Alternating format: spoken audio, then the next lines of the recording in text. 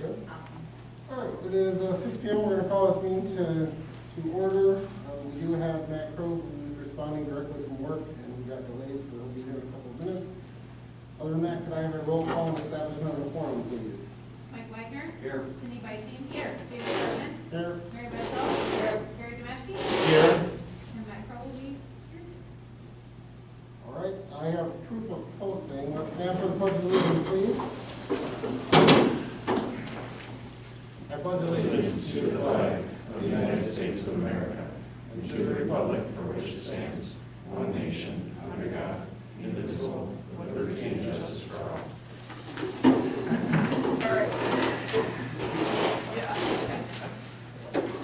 Thank you much. All right, we are on to the approval of the agenda for tonight. I will make the motion to table 4.1 and then approve the agenda. Second. Okay, is there any discussion? All right, hearing none, we will call the vote. Mike? Yes. Cindy? Yes. Mary Beth? Yes. Gary? Yes. Barb? Now I vote yes as well. We are on 2.1, approval of the Board of Education meeting minutes from March 8th of 2021. I'll make that motion. I'll second that. Okay, are there any changes or questions? Hearing none, we will call the vote. Mike? Yes. Cindy? Yes. Mary Beth? Yes. Gary? Yes. Barb? Yes. Now I vote yes as well. Okay, we are on to public input guidelines. I know we typically cover these, but if you have signed up for public input, you will have 2 minutes to address your concerns or to present your information to the board. Cindy, could you I check got the it. time? I got it here. All right, we have 2 people signed up tonight. The first one is Matt Van Haren. Yep. Van Haren? Matt. My name's Matt Van Haren. I bought a house up on Lake Drive almost 10 years ago. My wife and I bought 11 and a half acres out on KP. And I didn't vote yes for the last referendum. I just can't understand how the school district that doesn't have a growing population of children can keep spending money like they do. I understand improvements, computers, roofs, heating systems, I totally understand this. But in the time where money is tight right now, with COVID and everything else, eventually you run out of other people's money. You do. There's people in town, I know for a fact, that have fixed incomes. They cannot have their taxes being increased year after year because of these referendums. And I'm not saying that we shouldn't have them from certain times. But this one, every other year or every year, is getting crazy. It's nuts. People don't have that kind of money. Everybody knows that, with this COVID and everything else, and I understand you have to get it on the ballot, you have to see it get go through. I was talking to somebody about to get funds from individual corporations or whatever, being donated and stuff like that. But you can't keep pushing people, because eventually it's going to be like New York and California. People are going to start moving out. They're going to move out because they can't afford to live here. If the school system is not growing with children, it's flatlined, and people just need to be informed about this stuff long before you get the information. That's all I got to say. Thank you, Matt. Next up, we have Lyden Haas.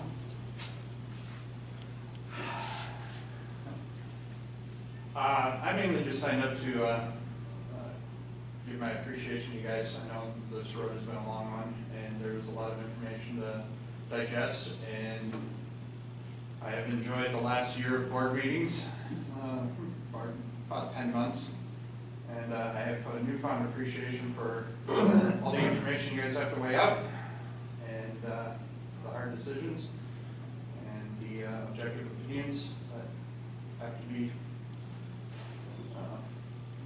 part of everyday life. I mainly just wanted to say thank you for observing me for such amount of time. Thank you, Ivan.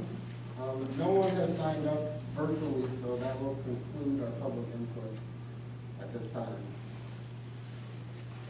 All right. Anybody have any other questions to move forward? All right. So 4.1 was tabled, so that means we're on to 5.1, which is the approval of the teacher job description. I'll make that motion to approve that. I'll second. All right. Does anybody have any questions about it or any further discussion? Okay, hearing none, we'll call the vote. Mike? Yes. Cindy? Yes. Mary Beth? Yes. Gary? Yeah. Barb? Yes. Matt? Yes. And I will vote yes as well. Okay. We are on to 6.1, which is the approval of the 2021-2022 and 2022-2023 district calendars. This is being brought back for the second viewing. I will make that motion to approve both of those calendar years. Okay. Does anybody have any questions about that? All right. Hearing none, we will call the vote. Mike? Yes. Cindy? Yes. Mary Beth? Yes. Gary? Yes. Barb? Yes. Matt? Yes. And I'll vote yes as well. We're on to 7.1, which is action to approve the resignation of Bill Sullivan as the girls head basketball coach. I'll make a motion to approve Bill's resignation. I'll Second. Gary can have it. All right.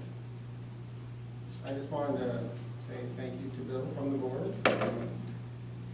Looks like he had done it for the last 4 years, and, you know, that's a long time. I can tell you from trying to coach my son's 6th and 7th grade basketball teams, coaching is not an easy task.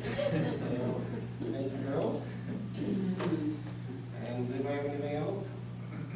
Well, this is Andy here. I'd like to also thank Bill for everything he's done the last few years. Like you said, James, anybody who's coached knows how difficult it is. And I think particularly basketball, when you're, in a 4-month-long season in the worst part of time of Wisconsin, in the winter months, it's a really tough job. And it's just an incredible amount of work, and he worked his butt off, and he's, for those of you who know him in his capacity as buildings and grounds director, I mean, he's got a brilliant mind, and he's that transfers over to basketball too. So, yeah, I'd like to thank Bill for all his help. All right. Anything else? Okay, hearing none, we will call the vote. Mike? Yes. Cindy? Yes. Rebecca? Yes. Gary? Yes. Barb? Yes. Matt? And I'll vote yes as well.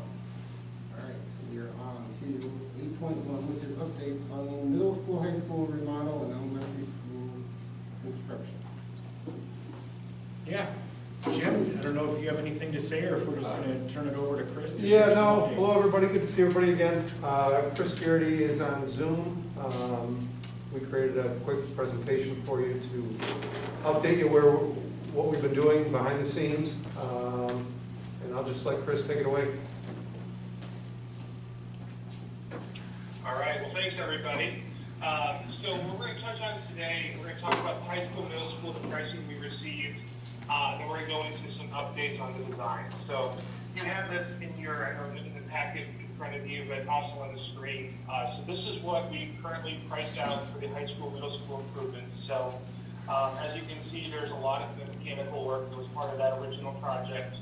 But we also highlighted in red things that were not part of when we first did the assessment, but a couple years ago, the first referendum of $5 million. Those things were not included on that original estimate. As you can see, we priced those out, totaling everything on that list. We come in at 4.765509, so under budget. That's including all of those red items.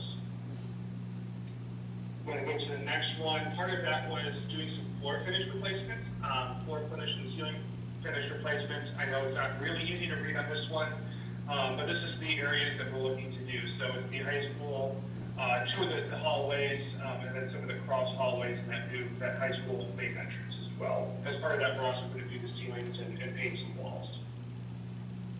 And then the other one is restroom upgrades. So these are probably the most worst or most challenging one visually in your district. So the two furthest south are going to get completely renovated. So you can see those highlighted as restroom renovations. The other ones, the main ones by the basketball, the south gyms, as well as the restrooms, those are more of finish upgrades. So new partitions, new tiles, do general upgrades to make those look better. But fortunately, the layouts don't have to change substantially. And then we're able to get included the kitchen serving line areas. So we're able to change some of that, brighten some of that up. We're working on some renderings. You can see what that's going to start to look like. But that's the next piece that we're able to get incorporated into those dollars. So all of this has been priced for price as well. Yes. Moving on to the elementary school edition, a lot has happened in the design phase in the last couple of weeks. We did submit, we do have the final traffic impact study. It's been to the Wisconsin Department of Transportation. We've had multiple iterative steps that we've met with them and have multiple conversations. This is probably the most final traffic study report. We will talk a little bit about some of those cloud ceilings in the hallways, as well as some exterior look at the building. We did have a really good theater community meeting a couple of weeks ago. Upcoming tasks, we are going to sit down and go through room by room with your school, the elementary school, just to make sure that we've got really everything where you want it in the right location. So we don't want to make assumptions that if there's a better way to do something or something that we don't want to miss. We will finalize the pricing of the elementary school. We are looking to come back with April's and renderings in the high school entrance, so we know that's an item that's still on the table. We want to look at that as well as the existing kitchen cafeteria entrances or renderings. So this is based off our last conversation, a rough rendering of what that front is going to look like. It's the single slope. We were looking at that wood paneling, metal panel on the main entrance, as well as then the rest of the brick and everything else to look very similar to the existing building. Next one. That's a little bit more of a straight-on shot. You can see the high look, the windows to get natural light into it. This is, if you're flying a drone, this is what the rest of the building would start to look like. And then we go inside the building, we've got a couple more renderings. You do see some floating light fixtures. These are our construction documents, so there's some weird things that just didn't get modeled properly. So we will have those lights in the right location. You'll see that in a couple other one things as well. Some little weird things, but this is the main entrance lobby. You can see that tall volume continuing on with that high skylight, so we get a lot of natural light deep into your building.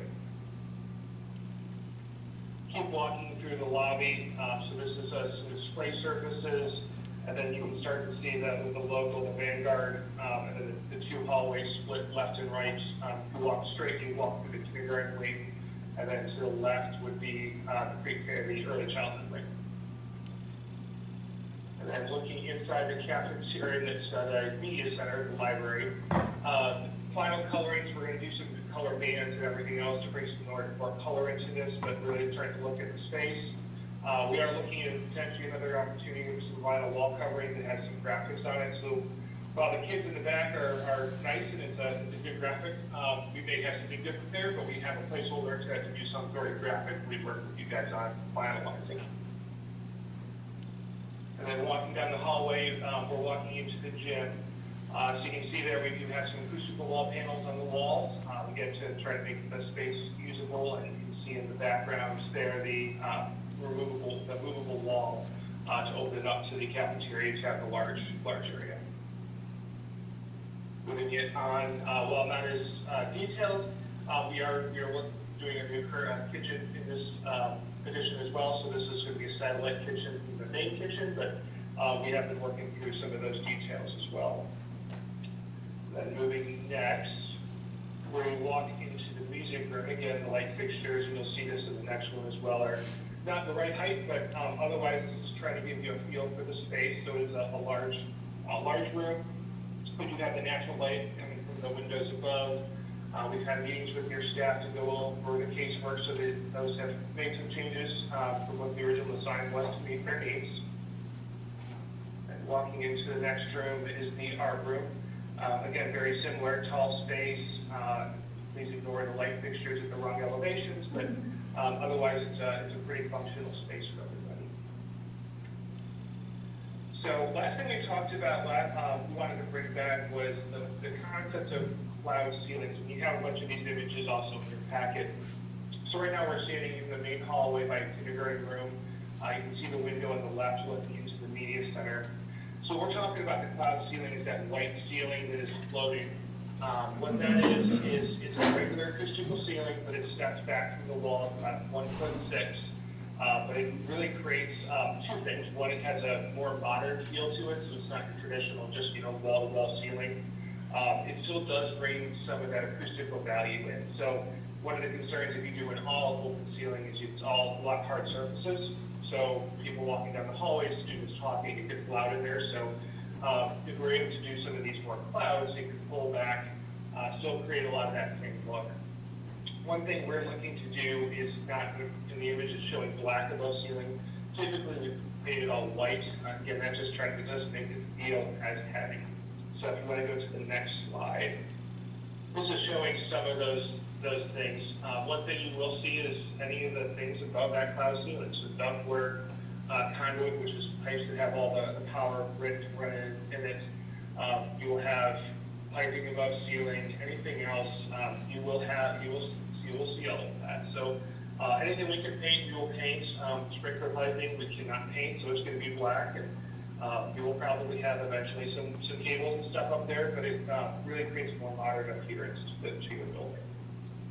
And the next couple ones is just something else around the building. We're going to look at some of the corners, maybe doing something to have a little bit more color.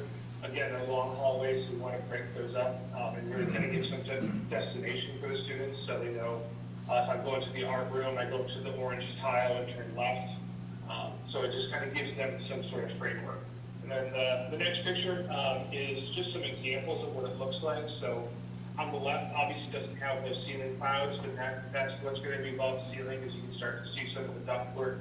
And again, on this one, it's painted white. On the right-hand image, everything's painted black, but you can start to get to see what that starts to look like aesthetically. And then the next slide are two more examples of what those could start to look like. These are different ceiling panels, but same concept where you can start to see things above ceiling and creates a little bit more of a modern or dynamic feel. And I know I went really quickly through some of that. I'd be happy to jump back if there's any images that anyone would like to see again. When you first entered in the yeah, keep going. Yeah, I got it back. Yeah, right near the map. There was, yeah, oh, oops. And one more. On the left side, are those like windows into the office or? So those are looking at display cases. So obviously the TV screen that you can run announcements or anything else, and then there's an opportunity on both sides to do some sort of display surfaces. Yeah. So artwork for the students, anything else that you guys can kind of rotate through. On this one and the previous one, you also see on the right-hand side on this one and both sides on the last one, final graphics, and right now we're showing that as potentially some sort of map, one of the Mesa, one of Black Earth. Again, I think we talked a couple times about trying to bring some of that culture and some of that remembering wherever it came from into this building. So that we found is a good opportunity. So, obviously one side has the one school or one town, one side has the other. So as you're walking into that, you're passing by the history of the two. That helped.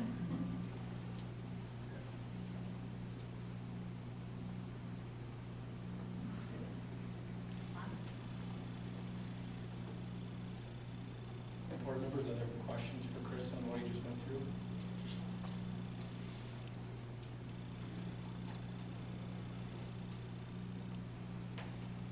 Chris, or Jim, any other important kind of updates, milestones, things just to put out there for the board members?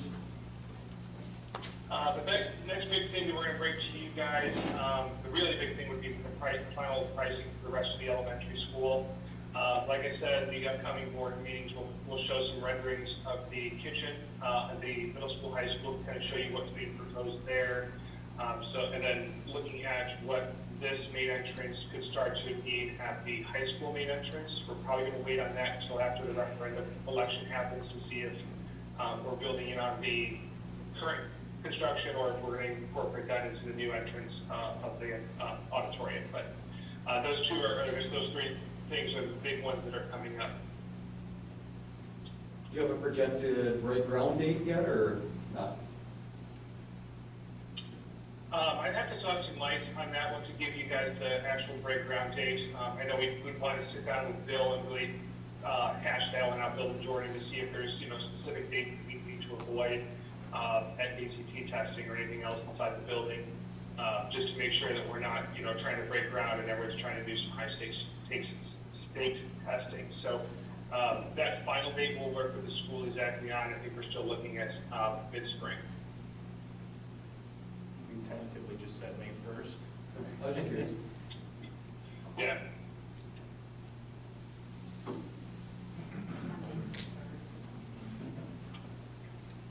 Anything else for Chris, board members?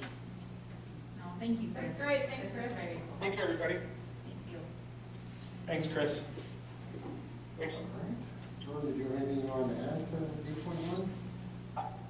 8.1? No, not necessarily, other than just questions come up, obviously, send it my way, but it just keep moving along. It's amazing how many things there are and how many pieces there are. It's an exciting process to be embarked in, and the team has done a good job. I've gotten a lot of input, so I appreciate the work that Jim and Chris and the team are doing to work with our staff and share information, so they're good partners. All right. Well, if you guys don't have anything else for 8.1, then we'll move on to 8.2, which is the auditorium referendum. Yeah, I just included on the agenda the PDF copy of the information and presentation that was given. This was just a week ago. It feels like so much has happened in 6 days, but this was just a week ago. So that's a copy of the presentation that was delivered that night. At the peak, we had about 46 people online. One of the things that Bev did was documenting questions and things that we received that evening. We're in the process of gathering information to respond to those. On the website, under the 2021 referendum tab, there's an FAQ section already started. And once we have the responses prepared and everything finalized, we'll just add to that FAQ document on the website, which I'm expecting will be tomorrow or Wednesday at the absolute latest. So you can look to see some additional FAQs coming shortly. I guess, yeah, the other piece, I heard Mike and Cindy talking a little bit before the meeting. With the way the calendar is falling, we will be back for our next board meeting in 3 weeks instead of 2 weeks. So the vote on April 6th, on Tuesday, the spring general election, that's already going to be done. So when we come back here for the next meeting on April 12th, clearly we'll be doing some debriefing, and that debriefing will be to talk about those results, and then depending on what the results are, what the next steps are. So I don't know if any board members have any questions regarding that or the presentation that was given 6 days ago, or any other feedback on the topic for now. I think the questions asked in the forum they were really good and insightful. I think they were good, and it was good to have that information for people to join. Yep, and like I said, Ben did a great job of capturing those questions, so we will get those out on that FAQ. There were just a few of them where we had to make sure we pulled some numbers and had some research done, not just shooting from the hip on that. If we're going to publish it online, we want to make sure it's done well, so we're working on finishing that up, and we'll get that out there shortly. All right. Anything else for 8.2? All right. Hearing none, we'll move on to 9.1, which is the 2020-2021 school operations.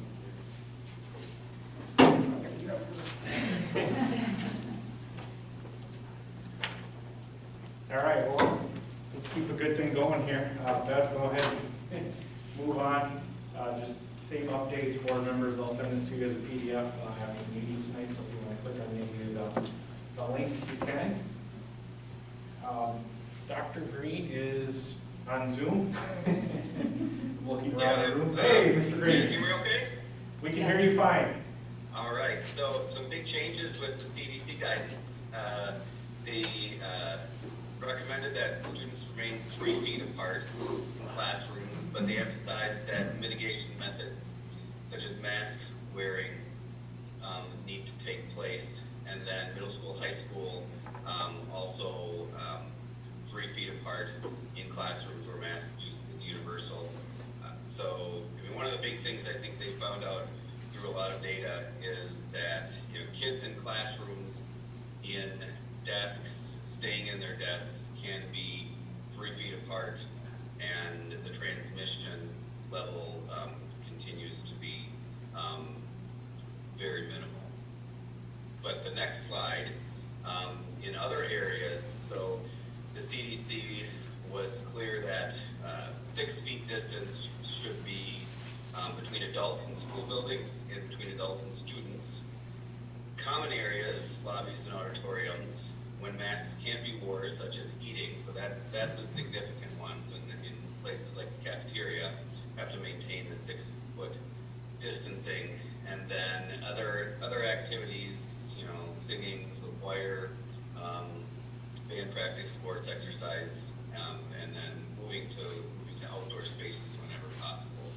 And then community settings outside the classroom, you know, such as field trips and things like that. So those continue to be 6 foot guidance from the CDC. And those will have important ramifications, as our principals will talk about later on. So before we move on, does anyone have any questions for Matt regarding this updated guidance from the CDC? Matt, what was it, last Thursday or Friday this hit the presses? Yeah, I think it was Thursday afternoon. I'm sorry, Matt. Thank you. Other Dr. Green. All right, go ahead. Just decision-making framework, which once again has remained consistent throughout. Go ahead. Instructional delivery, just kind of where we're at right now, but if you want to move to the next one as we talk about continuing to turn the dial, bringing students back on April 12th, 5 days per week, full days of in-person instruction. Liz is going to share some information, but you will notice one update there under 612. At the last meeting, we talked about 4 days per week because of the anticipated high volume of online students. That volume is less than we initially anticipated. So that piece has been adjusted in the last 2 weeks. Principals have surveyed their parents. They'll share information. And as I mentioned before, with the way the calendar fell and the fact that we will be back 3 weeks from now, we will have day one experiences to share at the next board meeting. So I look forward to that. And just really excited for the opportunity. When we hit April 12th, there's 8 weeks left in the academic year, a substantial amount of time. And I would say this year, more than ever, we look forward to sprinting through the finish because to have the opportunity of full in-person instruction for 8 weeks as a result of the changes in the public health and CDC guidance, we're just really excited for this opportunity. So very anxious and just waiting for that day to come. So go ahead. All right, so this is, as of today, kind of where we're at, we have, just like it's kind of looked in the past. But the next slide there shows kind of our survey results. There were 0% of respondents who were not interested in going back online after being in person, so it didn't show up on the graph, unfortunately. But of note, we had 84% of our families want to be in person, so either they're there currently or they want to move from online to in person. So that's about 188 out of 224 that we've got coming back. And then 16% or 36 of 224 are opting to remain online. So the next slide shows how we're going to, can you go board, then we'll go back again after that. They were out of order, I apologize. Thank you. So how it's gonna really look, starting April 12th, we will only have 5 students remaining, online in 4K. The rest, are all coming back, so you can see there that we're back to, one teacher just having a morning section and one teacher having both morning and afternoon. In kindergarten, there will be about 10 kiddos online, and then both of the in-person rooms will have 19. First grade, we went from 26 online, now down to 16, and then the other students will be invited up. They haven't been put into classrooms quite yet. We're going to do that tomorrow, so that's why those numbers look strange. Maybe not to you, but to me they do, because I know the backstory there. And then second grade, we've got a teacher who will have 8 students online while having 15 in class.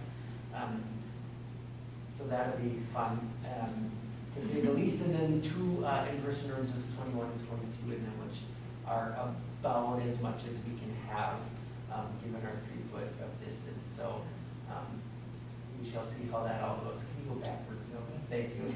One of the things I just wanted to make note of, with this and with transportation being what it is, our 4K times will have to shift, just in case you get any questions about that. So we're going to have to go back to what it was pre-pandemic of 7:50 to 10:35 and then 12:05 to 2:50. And again, that's more to help carry with the whole transportation piece. And then kindergarten versus second will be at, again, what we were pre-pandemic of 7:50 to 2:50 in the afternoon. So any questions for me or for Blackbird? All right. Thanks, Scott. No problem. At Basil Elementary, you can see the numbers here, so just getting right to our April 12th information. See, numbers in front of you, I think highlighted, 90% of our students will be back with in-person learning. We're at about 80% in person right now, so we did see an increase there across the board. Deb, you want to go to the next slide? Here's our plan on how we intend to break that out and how we're going to service our kids. Third grade will have just 2 kids online. At this point, they're online now. Third grade team has been teaching concurrently during the hybrid, so they just plan to continue to do so in third grade. So we've got a good plan there. Fourth and fifth grade, a little bit different. You can see we're going to have 2 classrooms in fourth grade of in-person. Have one teacher, and they actually do a morning session of fourth grade of online students, and then service an afternoon session of fifth grade students. And then we'll have 3 groups of in-person classrooms at fifth grade. And our numbers, we're able to balance those out fairly well. Minimal movement with students changing homeroom teachers in the in-person. So we like our plan. Haven't contacted all the parents as of yet. Some of our parents, I have made some phone calls. So that'll be my task starting tomorrow. Just reaching out, starting to communicate what our plans are for the 12th. Does anyone have any questions for me?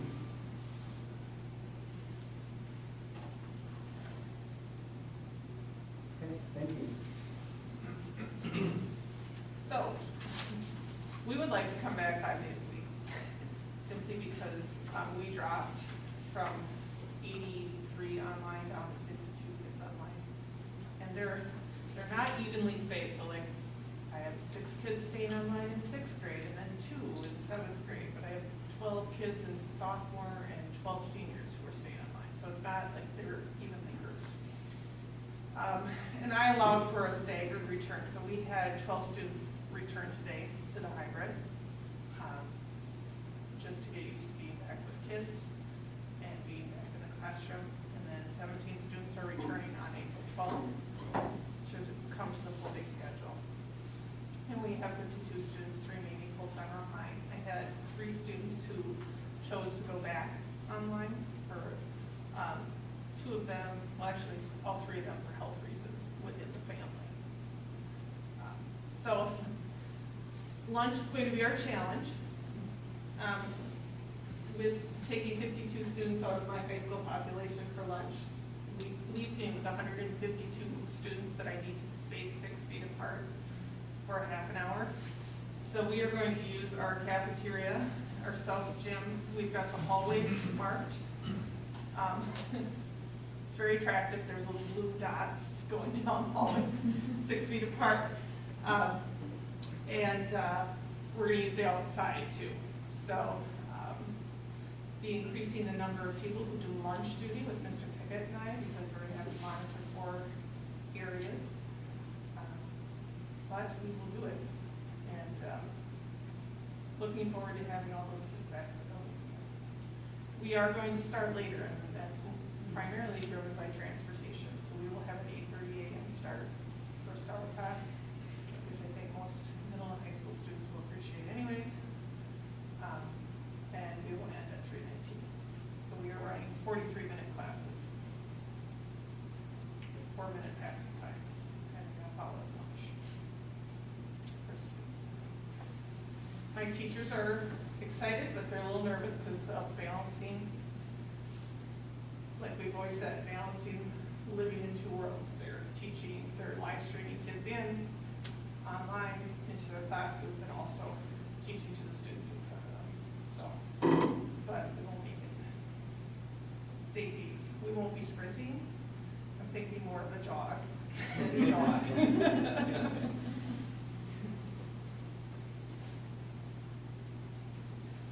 Questions for Liz? Will lockers be open for them? No. No? They don't carry. Can the public ask a question? That's up to the board.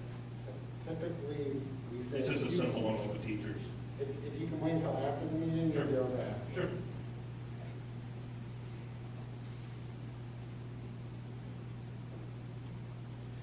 Hello. Hey, Katie.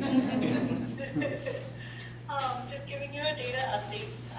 Currently, Wisconsin is in the number 38 spot in the U.S. on the Harvard Global Health Institute dashboard. We went up.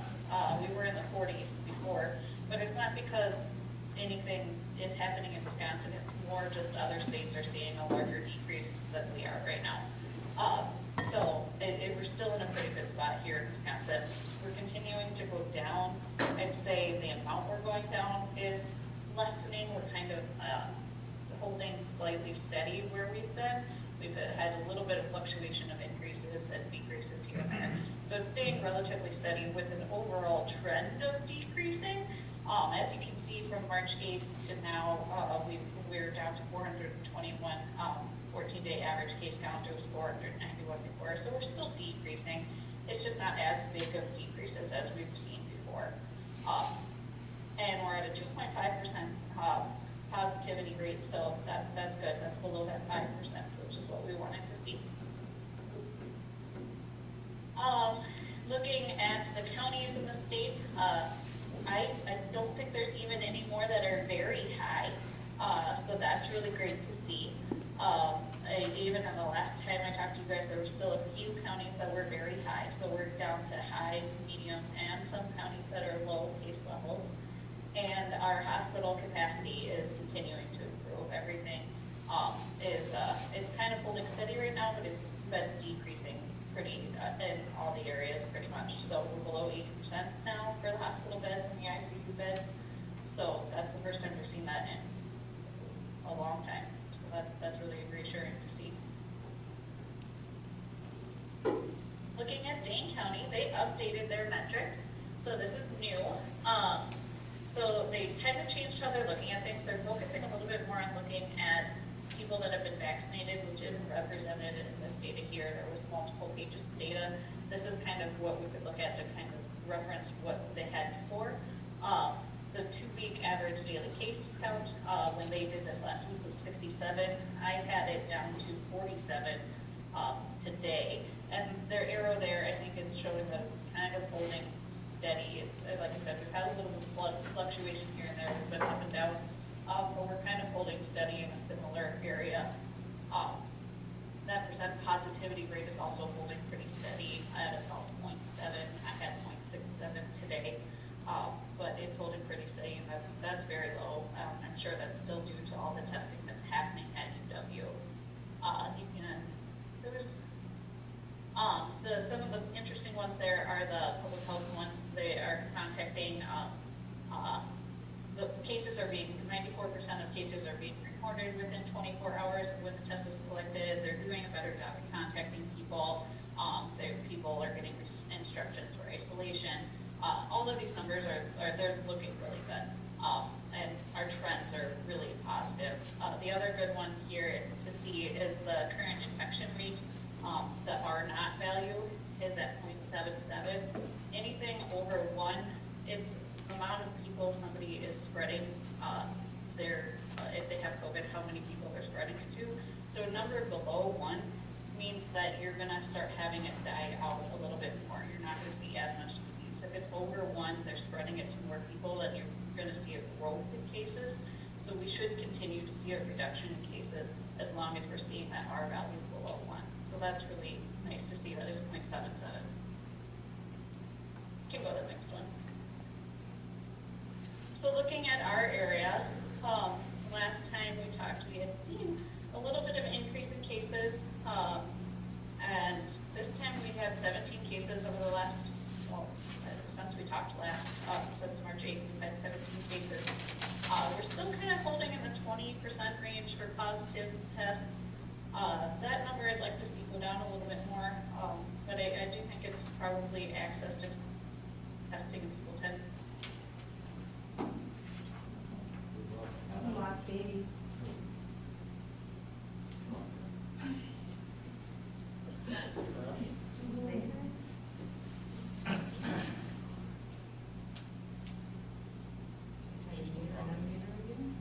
Try it once, if we don't get it, we'll soldier on.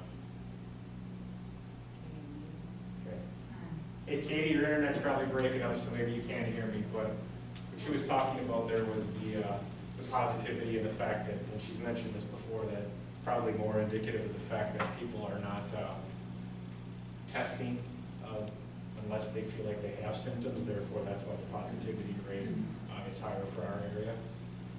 Go ahead, go on to the next one. So this is just where you break down, and instead of it being the population in terms of the entire census tract, this is just broken down directly to the Wisconsin Lake School District, which is about just over 6,290 individuals. You can see there that's very encouraging. In the last 7 days in that demographic, there was only 1 positive case there. Then 7-day case averages per 100,000. The per 100,000 is kind of the leveler, if you will, based on population and being able to compare population sizes, knowing the vast differences in population. And this is probably one of our most encouraging. If you look at, we've typically just given our small population, we talked about this the last meeting, those numbers get a little skewed. But in this case, that played to our advantage, because with only 1 case in that Wisconsin Heights population, you can see the 7-day cases per 100,000, the average was 2.2. So the data would be supportive of what we're getting in terms of recommendations from the CDC and in terms of public health. The overall transmission and incidence is much lower now than it had been even a couple weeks ago. Vaccinations, this is incredibly positive. I would say this, coupled with the guidance from the CDC and public health and our lived experience, is probably part of what's most encouraging to us as a school district and hopefully to our staff members. When you see that population that's received at least 1 dose of the vaccination at over 87%, I will be the first to admit, I think I even maybe mentioned it here at one point, I was a little skeptical based on how some of the things were going with public health, Madison-Dane County, and with the DHS at the state level, whether or not our vaccination plans in the state of Wisconsin were that robust.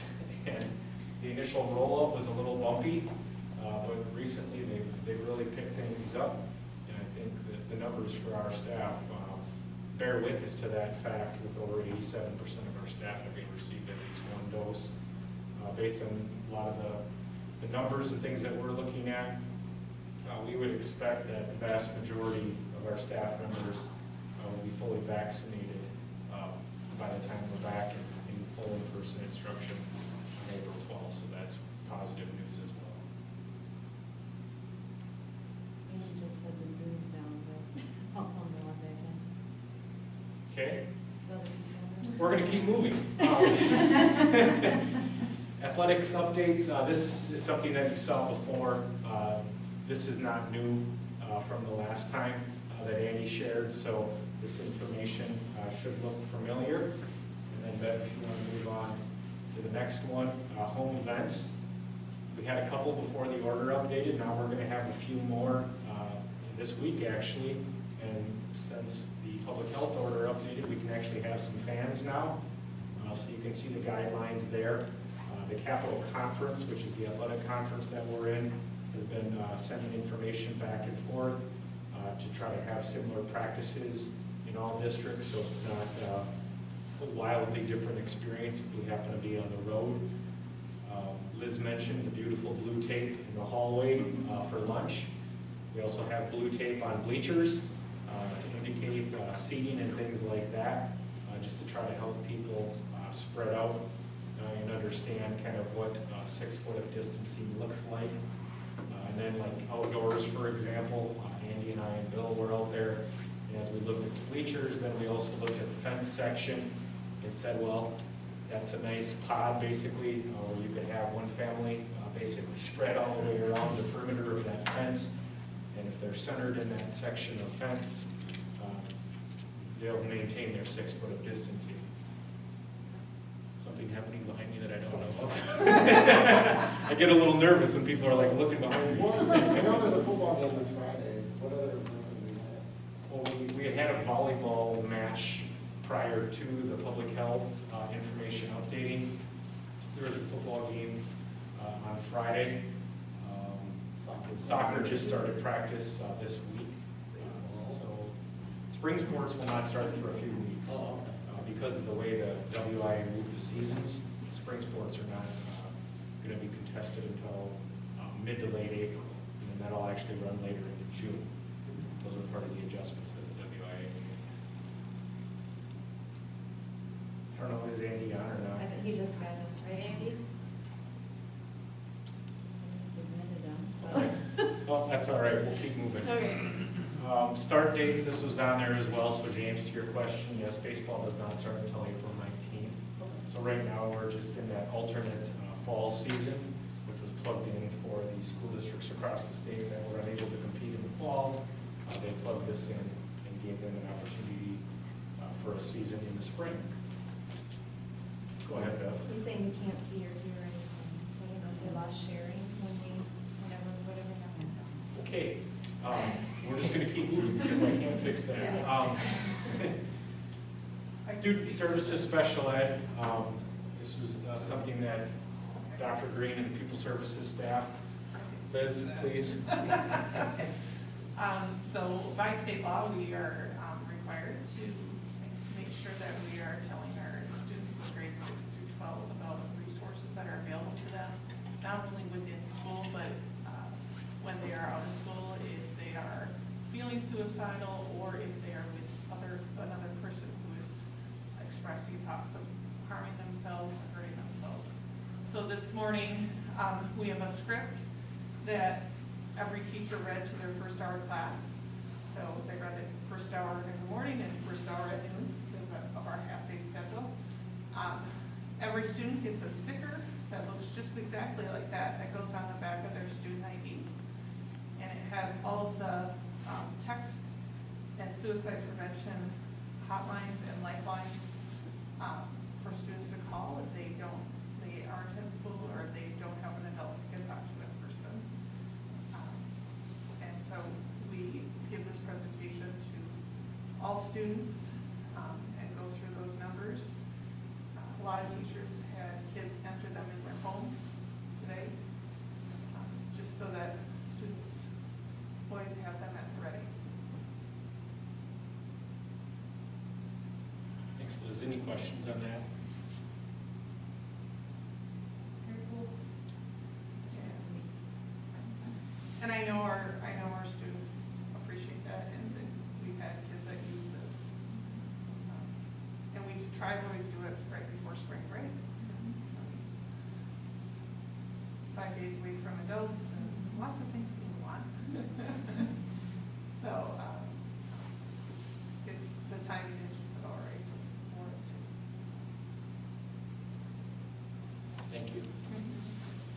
Food service, Rebecca had a couple notes, and I want to just quickly read the notes that she included. She said when we return to full school days, the food service department will make significant changes to curbside. Curbside pickup will be at one location in time due to the significant decrease in the need. Students who attend school in person should participate in the school meals program at school and not pick up via curbside. Breakfast and lunch will be served in the cafeteria at all 3 buildings. COVID-19 precautions, including plexiglass and social distancing, will be implemented. The Wisconsin School Day Milk Program will continue at the elementary schools, and school meals will continue to be free to all students until June 4th, 2021. And then her other note was information about in-person meal service will be shared in the April 2021 district newsletter and on social media. Topics will include take what you touch, as well as using thumbs up or down and nodding or shaking heads to help the school nutrition professionals serve meals safely and quickly. I will just say while we're on the topic of food service, when we had our operational planning meeting last Thursday, probably had close to an hour of our 2+ hour meeting dedicated to food service and lunch. Schools that have been fully in person for full days, and even on the reports, presentations, the primary stumbling point is around lunch. The fact that you have to have your mask off, it often tends to be a pretty social time, and the desire to maintain 6 foot of distancing tends to be difficult. So we really wanted to make sure that we had good plans and are doing as much as we can to make sure that even in those times, we keep that 6 foot of distancing and do the best we can, because that is one of the #1 issues that have been brought up in all of the studies, is that lunch presents the most challenges, and that's not only for students, it's actually for adults as well. Social creatures want to congregate and get together and have lunch, and that's actually been the source of spread in a number of school districts is lunchtime for both kids and adults. So that's something we're taking very seriously, and I think all the buildings have done a good job to plan around lunch and to try to spread out, so we hopefully can avoid those issues here in Wisconsin Heights. Go ahead, Beth. And just real brief, 3 weeks, we'll be back, and it'll be the start of the full day in-person learning, our next school board meeting, and we'll be able to provide updates that night. But as I said earlier, very exciting.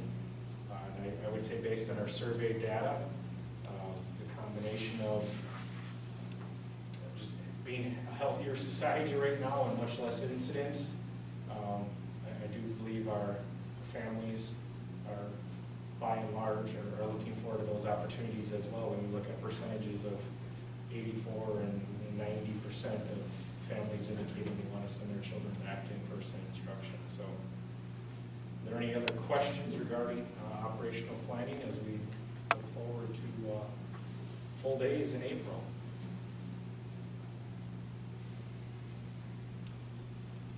All right, thank you.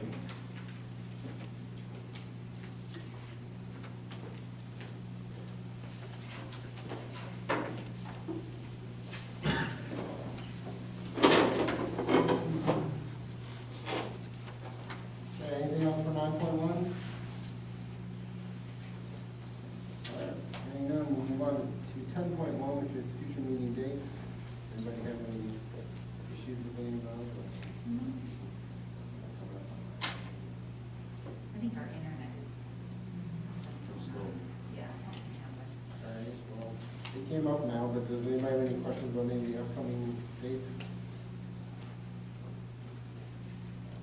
Well, I guess we'll move on to 11.1, which is a roll call to adjourn to executive session. I just see if there's something I have to read when we get there. She's got it up. Wagner? Hang on, you Hold on, he's got got to read I it. gotta read that. So we'll adjourn to executive session pursuant to Wisconsin statutes 19.85, parent 1, parent E, deliberating or negotiating the purchase of public properties, the investing of public funds, or conducting other special or specified public business whenever competitive or bargaining reasons require closed session, and 19.85, parent 1, parent C, considering employment employment promotion, compensation, or performance evaluation data of any public employee over which the governmental body has jurisdiction or exercise of responsibility. When the executive session ends, the school board meeting is adjourned. Mike Wagner. Yes. Cindy White. Yes. Dan Carpenter. Yes. Mary Bechtel. Yes. Gary Knashki. Yes. Tim McElroy.